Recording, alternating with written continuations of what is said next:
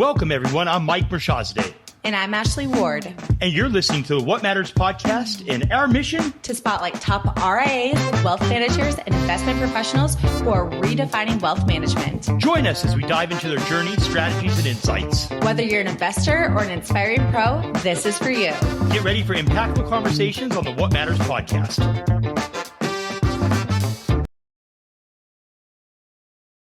Hey, everyone. Welcome to another exciting episode of the What Matters podcast. I'm your host, Mike Brashazade.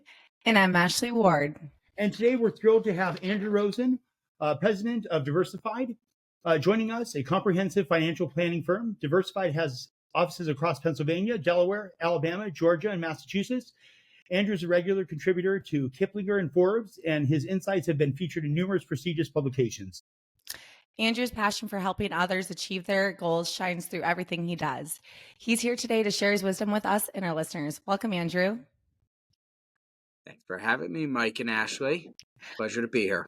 Well, Andrew, we're super excited to have you here with us today. Let's dive right in. So, Andrew, let's start by exploring your journey. Can you tell us a little bit about your background, your origin story, and really what led you to becoming the president of Diversified? Yeah, so buckle up, I guess. So let's see. I went to college for the American dream, which is not to build it yourself, is to take over your father's successful business, which is what I thought I would do. He had a telecommunications business. I was a finance major at University of Delaware, pretty much going through the motions until my father got sick my freshman year of college. And next thing I know, he's on permanent disability. He's since passed, but that was many years later. Thank goodness we got time with him. But long story short is the company folded. There goes the American dream. And so I had to pivot. I had to call an audible and decide where my passion was, which as an 18, 19-year-old stupid college student male, right? What did I know about anything? But I knew I liked finance, and as I really sat back and digested what transpired with our family, my family, it was apparent that the reason we were still okay despite the solo earner and primary breadwinner in our house losing not only his job but his health and his company, we were able to sustain. I was the oldest of three. Two brothers went into nice colleges, came out debt-free. My mom's taken care of. He had disability. Just all in all, he had good planning done, and I was thankful for that. I was passionate about it, and so it led me into the finance field, and after a couple of kissing a few frogs on some destinations, I found my prince in the firm I am now an owner of and the president of, in Diversified LLC. And I really love wearing multiple hats, which is both meeting with clients and doing what was done so successfully in my life. And additionally, I love driving direction and vision of what I believe should be the gold standard for financial guidance and advisory in the country. So talk to us a little bit about Diversified. You've grown the company now, and again, we go off public record, so don't pin us on this. You've grown it to about $1.5 billion of AUM, and talk to us about that voyage there. Obviously, you started off with probably nothing there, and built the company to over $1 billion of AUM. Heading to $2 billion there. How'd that come about? Yeah, it's a great question, Mike. So, I think by year end, we should eclipse that $2 billion figure, which is very exciting. Never thought we'd get to one, and now we're on the precipice of two. So, started out when I joined the firm in 2010, we were under $100 million. We bought out the founder, and a few years later, at a couple hundred, grew it to a few more $100 million, and then we hit the proverbial fork in the road / glass ceiling, if you will, which is that what we've done and got us here will prevent us from going further, right? And so in doing so, we realized we had a choice. We take the path left, which is what I guess is referred to as lifestyle advisor, where we can work our 2-3 days a week. We can dominate our own time period and not kill ourselves and be fine with our lifestyle. or option B, which is we can really scale up and build something special. I'm too young. I have too much to give, and I have a mission that I want to build based on what I know is a void out there, seeing what has been done for my father and what could have been done better. And so we hired a CEO in Mike Fisher, and that was probably one of the best hire we ever made, because he allowed us to stay focused on our planning and our clients, allow me to just focus that and on growth, and he can implement and run the company. And I think a lot of firms fall short of that and don't make that investment, which was a scary one. But hiring a CEO who is super qualified and a great guy and talented takes a leap of faith in a lot of regards. So we knew that, we recognized it, and long story short, here we are today, and keep growing. We've grown organically by just referrals, and we've grown very much inorganically as well. And we've done that through acquisitions and mergers, which has been additionally a nice outlet for us. So talk to us about the both sides of the growth there, and starting with the inorganic growth. You know, how many different RIAs did you guys merge into Diversify? Oh, so what's it been now? I think we are probably at 6 or 7 that have joined us and merged in, and have a couple more on the way, and every different type, from people joining who are looking to retire, to people who want to merge in and go the partnership route and be with us on this journey. So, and everything in between, which is kind of fun about what we're doing and how we're doing it. It's not one size fits all. And they're all great people, which is sort of, at the end of the day, our non-negotiable, which is you got to be good people. You know what I mean? And so we've held that close to our chest, and that's been really important for us. So with merging in 6 or 7 different other companies, how have you been able to maintain the culture there? That's probably been one of the biggest challenges, Mike, to be honest. So we try doing events. First of all, we hire and fire and do raises and everything to our core values. So everyone that's here understands what it takes to be a successful, diversified family member, right? I don't want to use the word employee. And so we're cautious when bringing people on board, and we want to get people that are the right fit. But we've gone from 10 employees to 50, the culture thing is hard. It really is. It takes constant effort, something we do a good job on, but we strive to continually do a better job, right? There's micro cultures here. Each division has its own executive that is responsible for them. I mean, once upon a time, I knew everyone's spouse, date of birth, kids, and now I'm meeting people, and I'm like, oh, I don't know that information, right? It's different as you get bigger, and you have to really deputize individuals within your company, and we have to drive that culture. And we also do we do a corporate retreat. We stay very transparent with our employees. We do a quarterly state of the company meeting where we go through from our goals to our financials to where we are. We're not hiding from who we are or what we strive to be. Rather, we want people that are not just on board, but believe in the mission. And so that has helped. Is it perfect? No. It's constantly a work in progress, but thanks for hitting my pain point, Mike. I appreciate you going straight. And so, how many employees do you guys have now? 50. If you include our tax companies, just about 50. We're constantly hiring, and but it's, I think last I checked, 49 or 50. And how many advisors do you guys have, or wealth managers, we'll call them? Yeah, so we have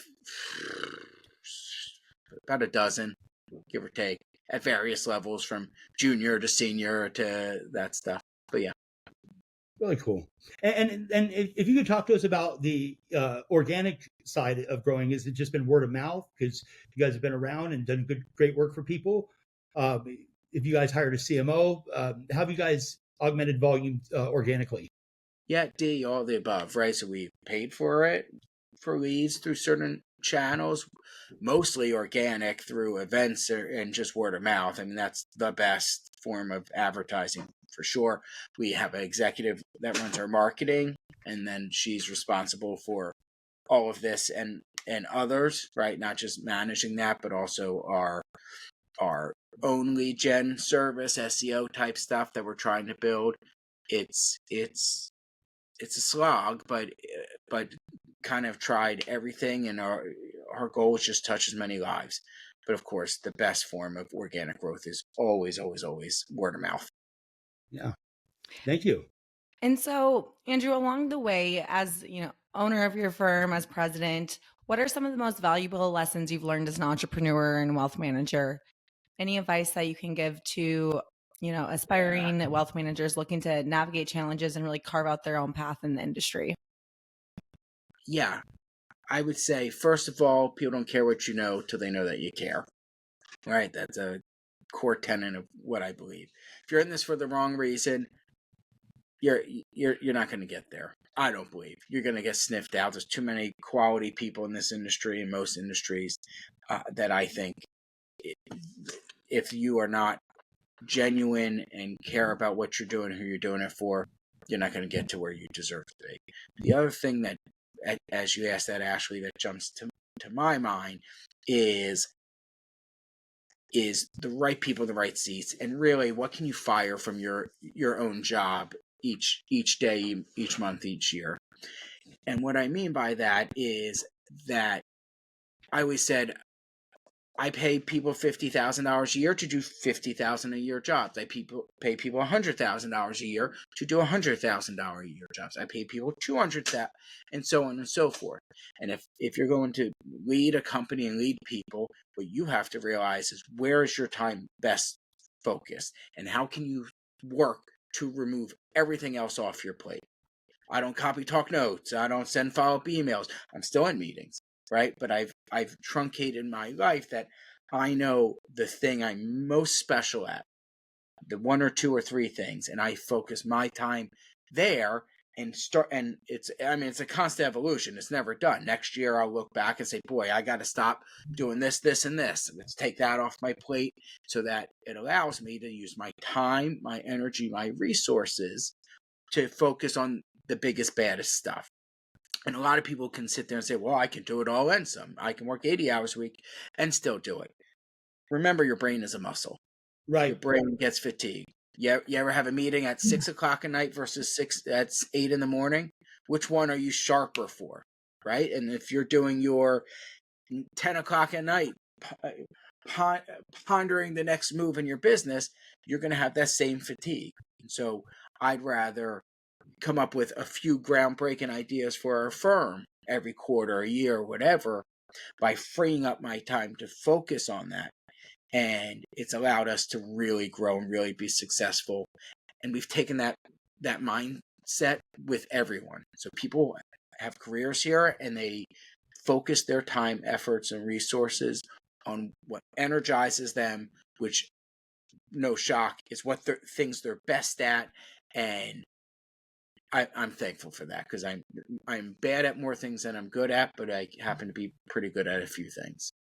I totally resonate with that. I've always said, I've had a personal assistant. I'm 45 years old now. I've had a personal assistant since I was 25. And, even in times of my life where I couldn't afford to have a personal assistant, I gave up other things like entertainment and, trading in a car to get something less expensive to make sure that I can afford that personal assistant so that they can handle everything else. And if all I have to do is work and do what I'm best at, business, there's trials and tribulations, and being self-employed, there's times that you're going to lose money and you're like, oh, wow, do I really, I should be doing my own laundry and, my own grocery shopping and things like that because I'm losing money. But as you said, when you're coming up with, as an entrepreneur, when you're coming up with a plan of how to, build your business again and create opportunities, those things are ancillary, in my opinion. So Yep. I couldn't agree more, Mike. It's spot on. and it's you said something that resonated with me as well there about kind of firing yourself from the things you're not good at, right? Absolutely. I tell everyone that works with me, for me, whatever, I said, if at the end of this year you don't look back and say, boy, I was terrible at this, and this year, right? I thought I was really good, but I realized I have to remove these things to be better, right? It's addition by subtraction. And I'm telling you, it is true as the day is long. I've seen myself be more focused. I've seen myself be more impactful by doing exactly that, Mike. And it sounds like you have as well. Yeah, and what I wanted to talk to you about is, let's talk about the markets, right? Markets, are generally up, give or take 70% of the time, down 30% of the time. Even in the last 20 years, we've seen a couple events that that we haven't seen, prior, such as 2009 and 2020. What's been the most difficult time that you've had in your history of being in this business, and how did you navigate through that hard time? Well, there's probably a couple answers there. I mean, first of all, lost my father in 2016, and dealing with emotional stress and sadness and grieving it's a hard time. That for me personally was very difficult from just extenuating circumstances, right? I mean, I had a young father at the time, kid, and it's a lot on your plate.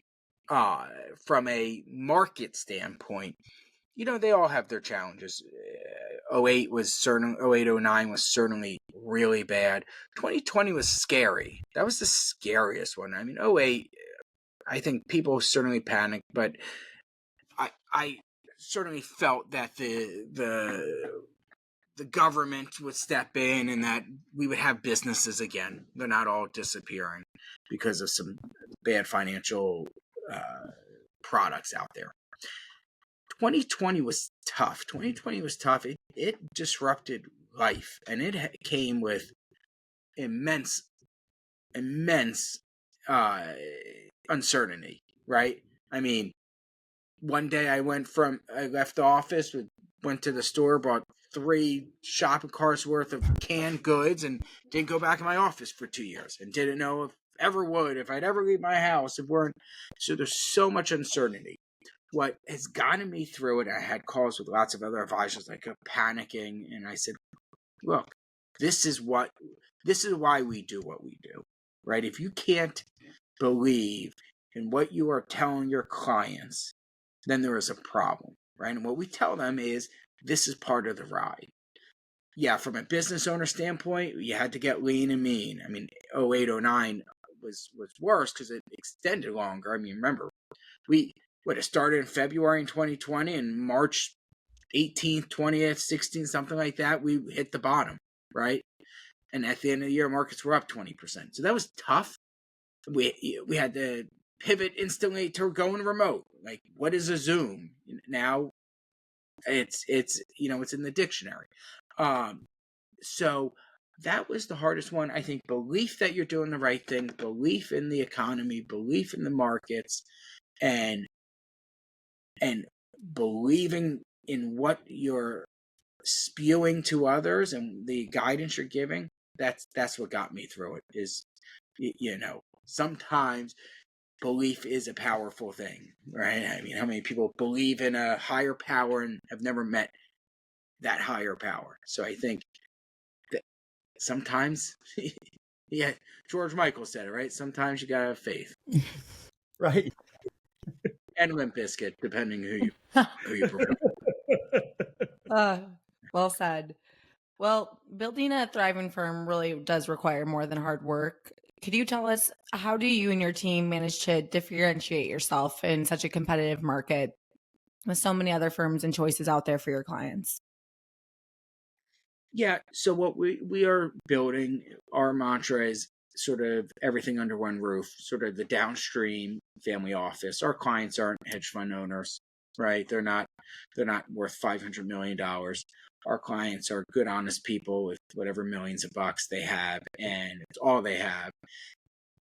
And I think they deserve more value and more benefit for it. So that's what we've really strive to do, is say, how can we generate more value for our clients? We have a tax company, we have attorneys, we have mortgage professionals, an insurance company.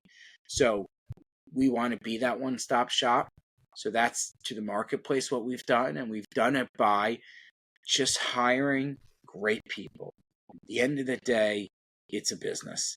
At the end of the day, every business has many, many similarities, whether you're selling widgets or financial advice. And if you do what you say, you deliver with what you do, right? You get back to people on time, you treat them with respect, and you care about what you're doing.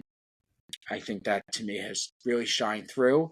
And I'd be remiss if I didn't hammer the point home of, we have such great people that work with us here that it makes conquering anything possible, right? If you have the best person in all key components of your company, you're going to dominate the marketplace. You just are, and I believe in that. And I think we got some I really definitely see from your guys' growth. When before each podcast, we always do some recon on who we're interviewing, and I saw your guys' growth from 2018, and it was just like that. So yeah. I appreciate, and I like watching businesses do that. And if you could talk to us about the leadership structure, you've mentioned bringing in some junior advisors. How did you get started with that? And are the junior advisors that come into you guys, do you guys require that they have a college education? How is it that you've been able to unearth that channel there and get these guys to stick with you and grow with the company? Yeah, so I guess there's two questions really better there. So leadership, we run our company through a process called Traction. Gino Wickman wrote a great book, one of probably the best business book ever read. I mean, it's been our Bible for a decade. So we have a whole leadership team that meets at a regular cadence, so on and so forth. Then from a junior advisor, yes, we have metrics. Once you get to this certain level, you need someone to help you out, right? I have 3 people on my team alone, 2 of which are already excellent advisors and will continually grow and train and take on more relationships and more responsibilities over time. And not many have graduated straight from college, right? We find them either in the industry, tangential in the industry, looking to make a change. I mean, when you're doing this long enough, you have a lot of connections, friends of friends type of things. And our success has been, this isn't the Merrill Lynch model. This isn't where it's, hey, you hire 100 people, here's 100 phone books, call mommy and daddy and start asking about everyone they know. And if enough of mom and dad's friends give you money, you'll be here for another 6 months, right? That's it. Heck, my junior people, it's nice if they bring someone on, but that's not our problem. Our problem is we want great people that can help our initiative, and then people come, clients come. So that it's more teaching them the right way. And I think you can do that by mentorship and collaboration and teamwork. And then, teach a man to fish. And with that being said, what do you guys see as the future of your organization there? You guys have successfully grown, now going to be at 2 billion by the end of this year. Where do you guys see yourself in 5 years from now? You got 50 employees now. What's on the horizon? Yeah, it's great. I see us getting to that $10 billion figure in the next half a dozen years or so. The question I always get from a lot of people is, and then what, right? What's next? Where do you just sell us, so on and so forth? My answer is a little more intangible, in the sense of what I envision is, or I should say it differently. I can't see the forest through the trees. I know what I want to build out there, and it's not done yet. I have a mission, I have a drive and a desire, and once that's done, then I can sit back, take a deep breath, and say, what is next? back to the grind, something bigger or better within this business company. I don't know, but I know what I believe clients deserve. I know how to build something that advisors and employees will gravitate to, and excellent people. And I know what I want it to look like. It's not there yet, right? And so, but certainly we use metrics and things of that nature. To be ignorant to say no. And I know with you saying that your kids are 6, 9, and 12, they're obviously not the G2 on the horizon there. But if you could talk to us about where do you see the next phase of the next generation coming up through Diversified? You guys, we've already started it. We've earlier this year introduced a partnership track. And look, I'm 43 and one of the oldest people at our company. We have a lot of people younger who are looking to have a stake and feel they have ownership here. And so we're meritocracy here, right? Here's the path, earn it. And you earn it and you get ownership, and then the rest is history, right? Whether there's a internal transition at some point, external part of both, who knows? Again, I'm not worried about the exit on the ramp up, but certainly we're cognizant. Certainly we're trying to build something that does have value, that is a real business, not just a collection of clients, that does have value and valuations to it. So I don't know the exact answer, but I know the path. And thank you, Andrew. Looking ahead, what do you envision as the future of the industry? Any trends, technologies, strategies that you think are really going to shape the industry in the coming years? Yeah, sort of the theme I've heard a lot, Ashley, is that you're going to see either these big, can do it all firms, or these really niche small firms. I, by and large, agree a lot with that. You're seeing some firms get really big out there and just consolidate, gobble things up. Look, I think at the end of the day, you're just going to have to margin compressions. I don't think you're going to have to slash and cut all your costs, so on and so forth, because you have to make money to do this, and you want your advisor to be successful. But I do think that clients are going to and deserve to ask for more for their buck, right? I don't think it's a race to zero. I think it's a race to how much you can add, and the successful firms will figure out how they can streamline, use tech integration to make the client experience not only as smooth and integrated as possible, but also as jam-packed with value, so that they're getting the best bang for their buck, candidly. And so let's talk about AI. Do you feel that artificial intelligence is going to impact this industry? Yeah, I don't know how it can't, right? I think AI is going to impact every industry, as it should. How much? I'd be lying if I told you, but certainly I'm looking at it from an enhancer, not a threat. I've seen a million threats throughout my day: fee compression, robo advisor, Vanguard, DIY. Look, I'll tell you what I tell every one of my employees: there is so much money and clients out there, you don't need them all, right? If you had one township worth of clients, you'd have a career business, right? So there's plenty to go around. I don't think AI will displace the value of an advisor, of a human advisor. I think it certainly may streamline companies. Maybe we don't need quite as much headcount because we could do paperwork in 2 minutes, not 2 hours, right? So I see it a lot in that regard as an enhancer, if you will, more so than a threat. But yeah, I think we'd all be kidding ourselves if we said it won't really impact our job. Right.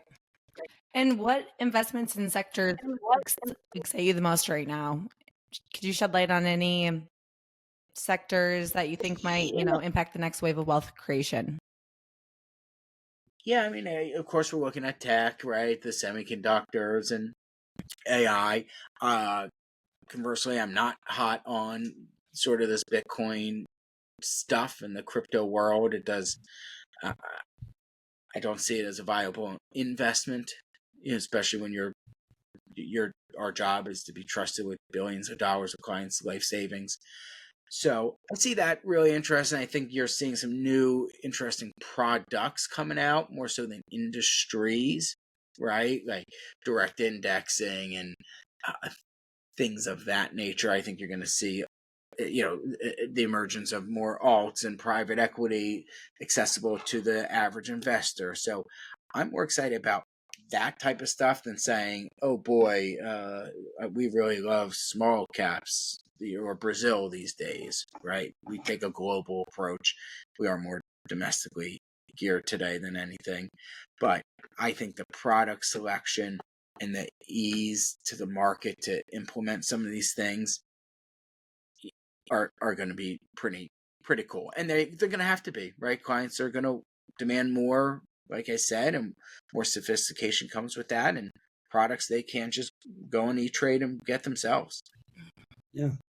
And let's discuss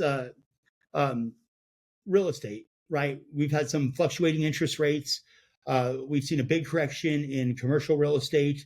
Haven't quite seen much of a correction in residential real estate. Do you see any opportunities in either of those sectors, especially, I would say, commercial real estate? Do you feel like the other shoe has dropped there yet? Yeah. Look, so there's different ways to access it, right? Directly or through REITs and trade or non-trade. Like you have a lot of access points.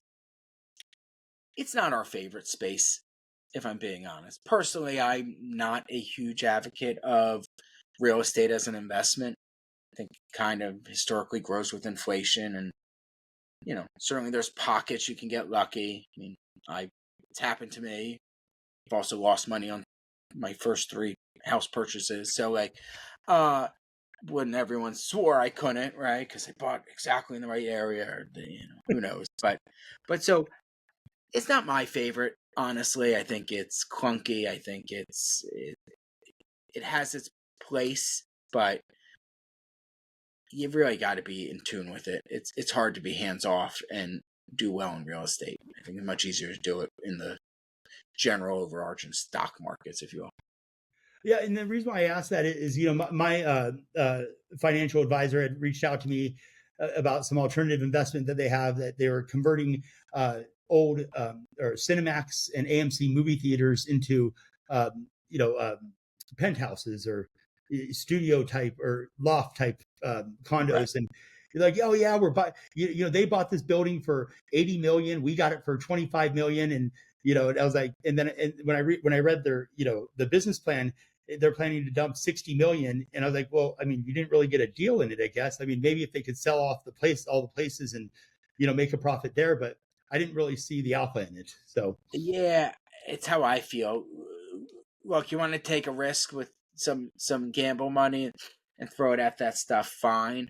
I've been burned too many times, with clients in the past, looking at that stuff. Used to be a little more prevalent, especially when, look, I don't want to be sold something, right? Like, yeah, back 10 years ago, 15 years ago, these products were everywhere, right? You couldn't lose money in real estate. Right?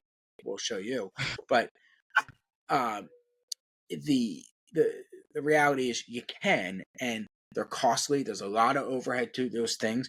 You're a limited partner with virtually no say, and you can't just get out of a $80 million real estate venture, right? You can't just go to the market and say, all right, what's the close today? I want out, right? And so that's my concern with those things. They're clunky, they're riddled with costs and fees and lack of transparency, and you need a lot to go right. Let the specialists mess with that. If that's what they do for a living, yeah, you can make money. Let them do it for a living. I like that. Let genius do their work better, right? Yeah, exactly. And so, finally, let's talk about economic outlook there. So much has happened in these last few years, and we've seen it with the markets going up and down, up in 21, down in 22. We've taken out a lot of debt. How do you see that all playing out? Yeah, look, the debt thing is a real thing, right? It needs to be addressed at some point. The good news is we are still the gold standard, so no one's calling us on it. The economy's strong, right? I mean, I hate to make projections and things of that nature, but it is. The economy is strong. It's vibrant. It's elastic. It's growing. There's more. There's at the core, if you just look at fundamentals, there are more people on this planet every year. There's less people in extreme poverty. We're more connected every year to products and solutions thanks to tech. You have massive companies run by really smart people. And no, I'm not really fearful of some big, terrible Great Depression Part 2 mounting. I mean, sure, there'll be fits and starts and recessions as part of the economic cycle. Anyone that took Econ 101, right, knows that there is one of the four portions of normal economic cycles is recessions, depressions, right? You said it well, Mike, to start. About 3/4 of the time, the markets are up. So go into it, know that's the reality. Go into it, know that that is what you should be expected. And then don't panic when it happens, because it will happen. And those who aren't prepared, right, they're going to feel the brunt of it. Those that are prepared, move on, right? And so, but in general, we're pretty bullish on the markets. We're pretty bullish on the overall economy. And unemployment's sub 4 for how many years now? Like, that's awesome, right? I mean, try hiring someone right now. Mhm. It's not fun. Yep. I really think that's the perfect note to leave off of our conversation today. Andrew, thank you so much for joining us and sharing your wealth of knowledge and insights. It's been an absolute pleasure having you on the show. We're really excited to see what's to come for you and Diversified in the coming years here. So thank you for joining us. Thanks for having me, Ashley and Mike. And to our listeners, thanks for tuning in to another episode of the What Matters podcast. Be sure to tune in next time to stay tuned in for more conversations like Andrew's and topics that really matter. Thanks so much. Take care.